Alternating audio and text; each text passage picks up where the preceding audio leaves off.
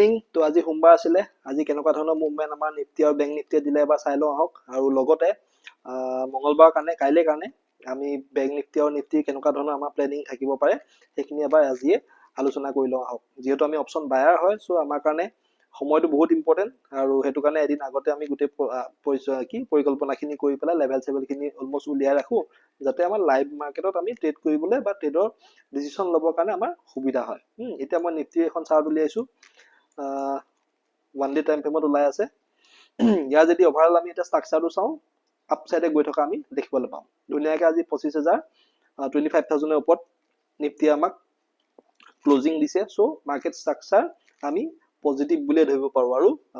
ধৰি লৈছো হয়তো কাইলে নিফটিয়ে যদি সব ঠিকে থাকে তেতিয়া হলে অল টাইম নিফটি যেটো হাই আছিল 25078 হেতু টাচ কৰিবৰ কাৰণে নিফটি ডেফিনেটলি যাব পাৰে সো একৰ্ডিং হেখিনি বস্তু প্ল্যান কৰি পেলাই আমি কাইলে কাৰণে আমি প্ল্যানিং কৰো আহক এতিয়া 5 মিনিটত নিফটিৰ আমি চাৰ্টখন উলিয়াই লওঁ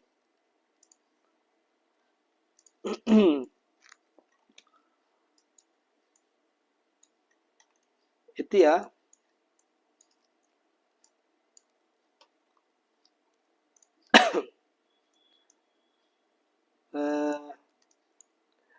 আমি কি প্ল্যান কৰিছিলো যোৱা শুকুৰবাৰে যে আমি যদি নিফটিত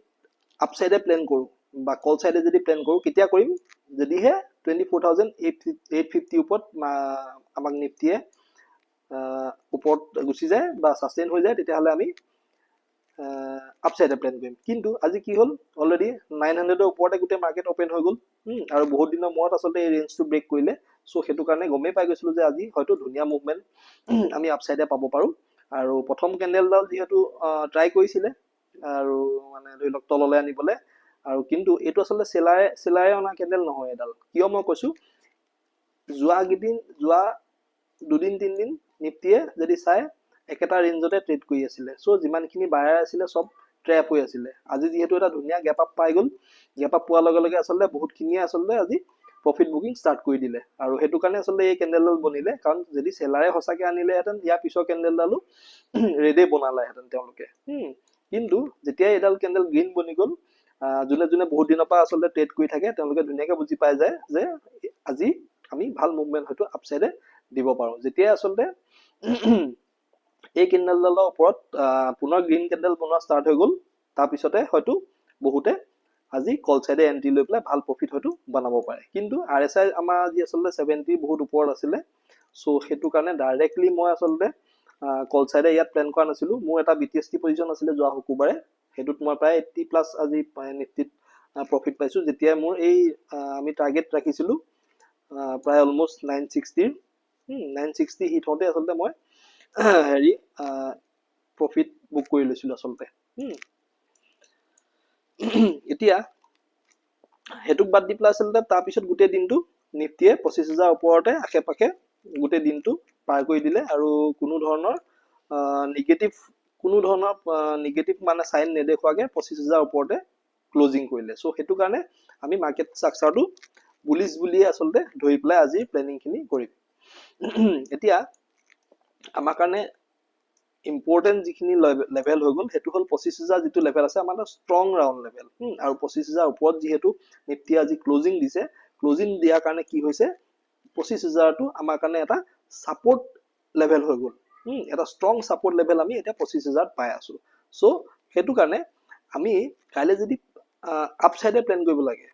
যদি আমি কল সাইডে প্ল্যান কৰিবলৈ হয় তেতিয়া হলে মিনিমাম আমি নিফটি কৈছো যে 25050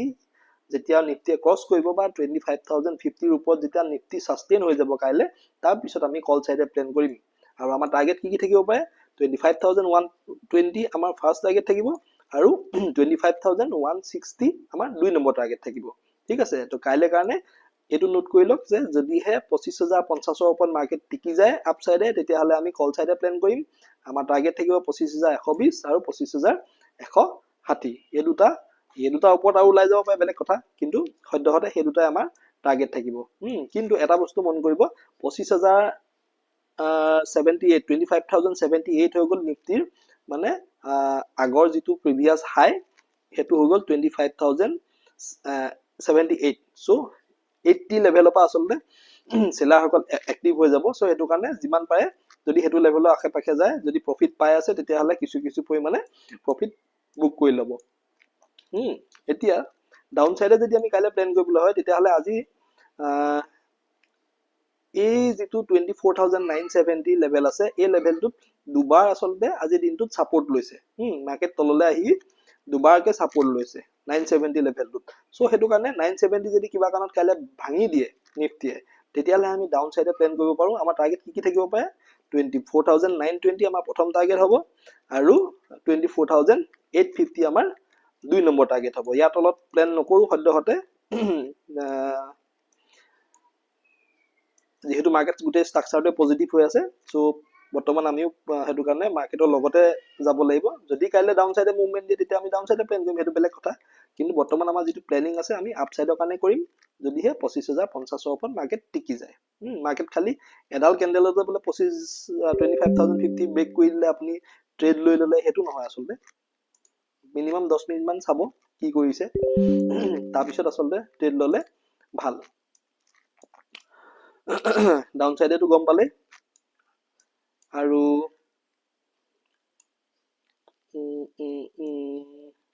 ইম্পৰ্টেন্ট হেগিটা লেভেল 25000 তো যিমান সম্ভৱ মোৰ মতে ব্ৰেক হ'ব নালাগে কাইলে আৰু যদিহে গ্লোবেল নিউজ কিবা নেগেটিভ আহি যায় যুদ্ধ ৰিলেটেড যদি গ্লোবেল নিউজ কিবা আহি যায় কাইলে যদি গ্যাপ ডাউন ওপেনিং হয় তেতিয়া কথাটো অকমান বেলেগ কিন্তু গ্যাপ ডাউন হলো কোনটো লেভেলত আসলতে গ্যাপ ডাউন হৈছে হেতু ইম্পৰ্টেন্ট হ'ব এটা গ্যাপ আপ গ্যাপ ডাউন তো আমাৰ হাতত নাই আমি যিখিনি ক্যালকুলেশন কৰিছো ধৰি লৈছো আমি ফ্ল্যাট ওপেনিং হ'ব ফ্ল্যাট ওপেনিং হোৱাৰ পিছত আমি আসলতে কেনেকৈ আমি গোটেই বস্তুখিনি হ্যান্ডেল কৰিম হেতু ওপৰত বেছ কৰি পেলাহে আমি প্ল্যানিং খিনি কৰিছো হয়তো এনেকুৱা হ'ব পাৰে যে 25050 ওপৰতো হয়তো ওপেনিং হ'ব পাৰে হোৱাৰ পিছত কি কৰিছে হেতু ইম্পৰ্টেন্ট যদি বোলে 25100 ৰ আশে পাশে বোলে ওপেনিং হল ওপেনিং হোৱাৰ পিছত বোলে ডাউন সাইডে আহিলে আহি পেলাই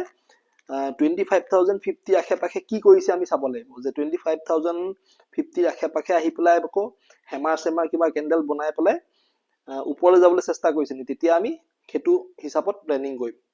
বোলে নহয় 25050 ব্ৰেক কৰি পেলাই তললৈ গুচি আহিছে আহি পেলাই যদি তেনেকৈ আহে তেতিয়া হলে 25000 লেভেলৰ আশে পাশে কি কৰিছে আমি হেতু চাম যে 25000 আশে পাশে আহি পেলাই হেমাৰ সেমাৰ বনাইছে নি বা বুলিশ কিবা ক্যান্ডেল বা প্যাটাৰ্ন ফৰ্ম কৰিছে নি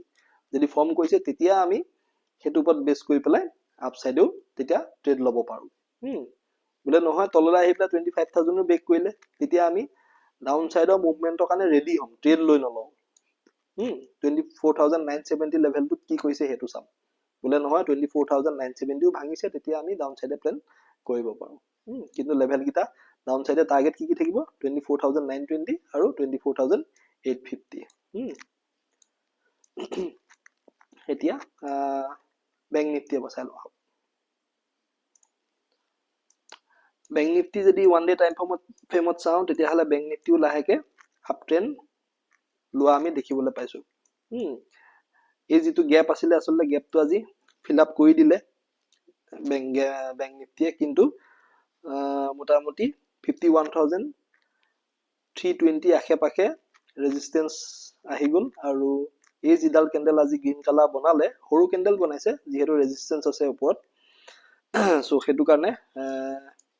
বিশেষ তেনেকুৱা মই নেগেটিভ একো দেখা নাই আৰএসআইও দেখিছে 50 ওপৰত যাবলৈ ষ্টাৰ্ট কৰিছে আৰু ইয়াৰ ওচৰত আসলতে ব্যাংক নিফটিৰ ওচৰত আসলতে ওপৰলৈ যাবলৈ যথেষ্ট জায়গা আছে যদি ভালকে চাবলৈ যাও ইয়াৰ ওচৰত যথেষ্ট জায়গা আছে ওপৰলৈ যাবলৈ সো এইগিদিন যদি কিবা কাৰণত অকল ব্যাংক নিফটিও আমি ট্ৰেড কৰো নহয় হেতু কিন্তু বৰ বেয়া নহব এতিয়া কম টাইম 5 মিনিটৰ টাইম ফ্ৰেমত চাও হক কাৰণ ট্ৰেড আমি যেহেতু 5 মিনিটৰ টাইম ফ্ৰেমতে লওঁ সো হেতু কাৰণে প্ল্যানিং খিনি আমি আসলে 5 মিনিটৰ টাইম ফ্ৰেমত কৰিলে আমাৰ কাৰণে সুবিধা লেভেল খিনি আসলে আপোনালোকে বনি থকা দেখিছে কাৰণ এইটো ভিডিও মই দুৰ্ভাগ্যবশত আকৌ 2 নম্বৰবাৰ শুট কৰিছো আসলে কিবা এটা হয় ডিলিট হৈ গল সেভে নহলে আগৰ ভিডিওটো প্ৰথমবাৰ যেটো বনাইছিলো ব্যাংক নিফটিও আজি আসলে ধুনিয়া ওপেনিং দিছে চাবলৈ গলে ই বহুত দিনৰ পৰা আছিল 50950 এই লেভেলটো পাৰেই কৰিব পৰা নাছিল চাবলৈ গলে 950 51000 এই লেভেলটো ই বহুত দিনৰ পৰা ই মানে ব্ৰেক কৰিব পৰা নাছিলে আমি হেতু কাৰণে প্ল্যানো কৰিছিলো যে আমি যদি 51000 বিশেষকৈ 51100 ওপৰত আমি মাৰ্কেটখন পাই যাওঁ তেতিয়া আসলে আমি আপসাইডে প্ল্যান কৰিম বুলি আমি আসলে বনাই ৰাখিছিলো হিচাপত আৰু আজি মাৰ্কেটখন আসলে ওপেনিং প্ৰায় 150 আশে-পাশে ওপেনিং হৈছিলে কিন্তু ডাউন গুছি আহিছিলে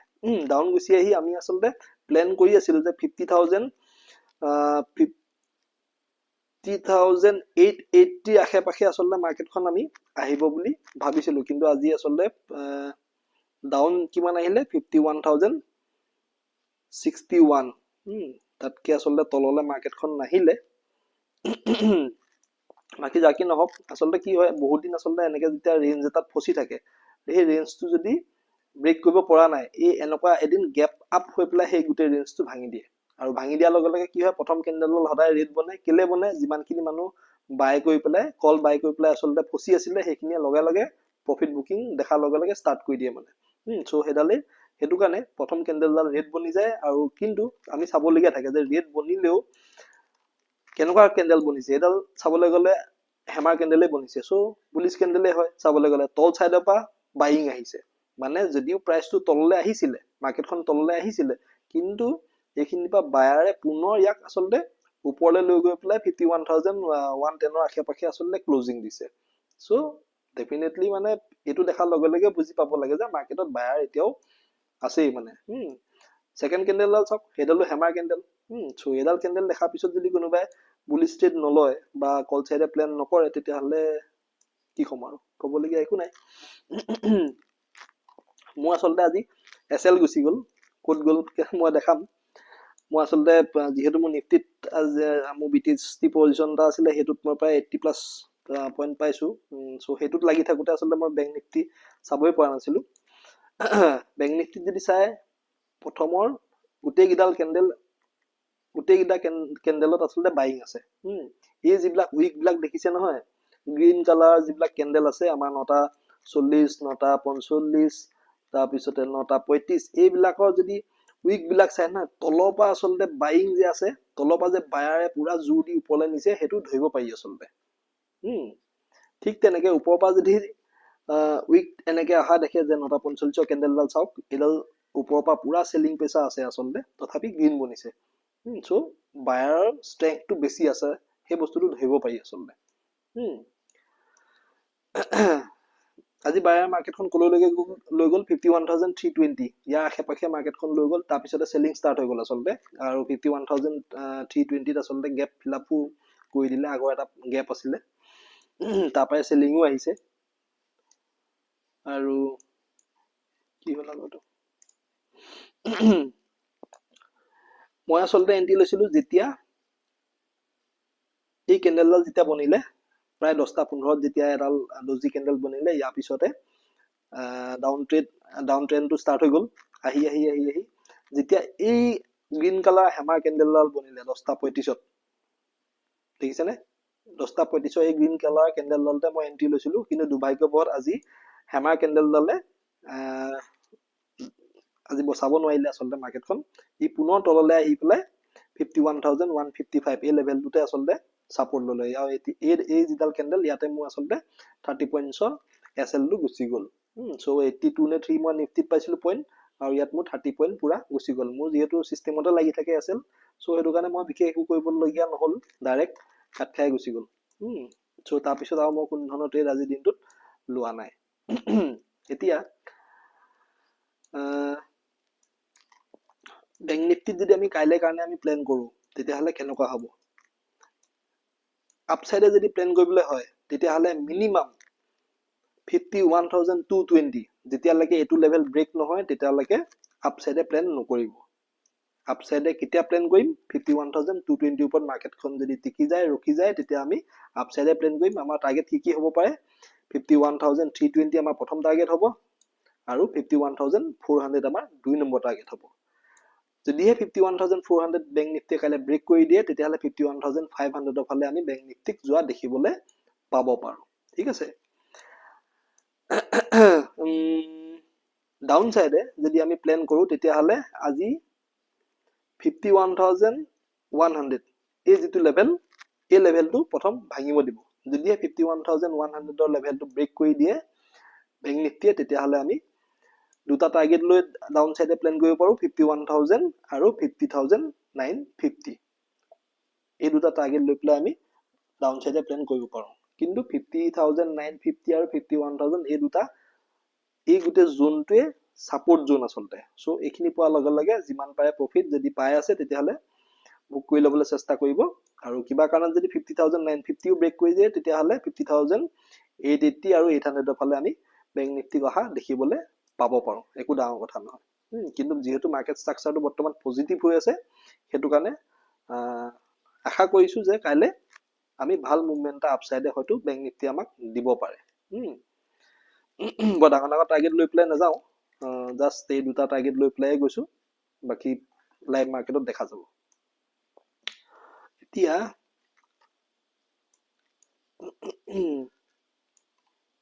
এটা বস্তু যদি মন কৰে তেতিয়া হলে আজি আসলতে বায়াৰ আৰু সেলাৰে যথেষ্ট ফাইট কৰা দেখা গৈছে এই যিবিলাক উইক দেখিছে নহয় ওপৰৰ পৰা যিবিলাক উইক আছে এইবিলাক সেলাৰে বনোৱা তলফালৰ পৰা যিখিনি দেখিছে সেইখিনি বায়াৰে বনোৱা সো বায়াৰ আৰু সেলাৰে আজি যথেষ্ট ফাইট কৰিছে 51150 এই লেভেলটোত সো কাইলে কেনেকুৱা ধৰণৰ ওপেনিং দিয়ে হেতু ওপৰত বহুত ডিপেন্ড কৰিব কাইলে যদি বোলে গ্যাপ আপে মাৰি দিলে বোলে 51220 ওপৰত তেতিয়া হলেতো ক'বলগীয়া একো নাই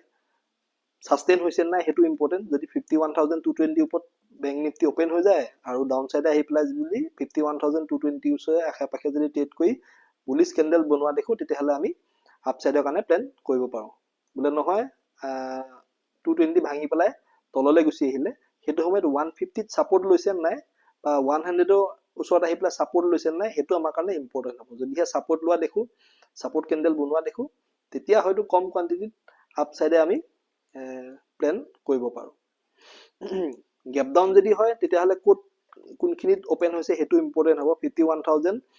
নৰ আশে-পাশে যদি গ্যাপ ডাউন ওপেনিং দিয়ে তেতিয়াহলে ওয়েট কৰিব অলপ দেই চাব কেনেকুৱা ধৰণৰ মুভমেন্ট দিছে তাৰ পিছত ডিসিশন ল'ব লাগিব আৰু বোলে নহয় 51000 ৰ তলত বা 51000 ৰ আশে-পাশে যদিহে গ্যাপ ডাউন ওপেনিং দিয়ে তেতিয়াহলে ঘপককে শৰ্ট সাইডে প্ল্যান নকৰিব কাৰণ এটো যেহেতু আমাৰ 50950 আৰু 51000 এটা সাপোৰ্ট এৰিয়া হয় ইয়াত হয়তো